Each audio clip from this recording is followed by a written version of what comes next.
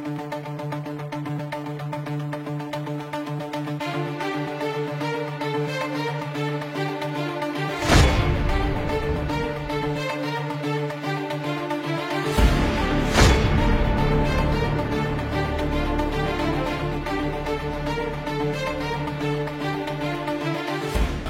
Me আপু। জি বলেন।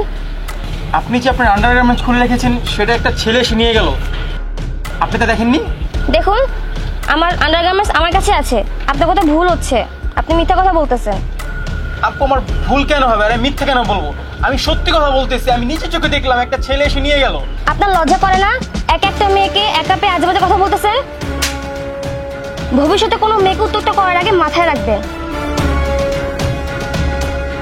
আমি নিজের চোখে দেখলাম একটা ছেলে এসে নিয়ে গেল, অবশ্যই কোনো ঝামেলা আছে, আমার বের করতে হবে।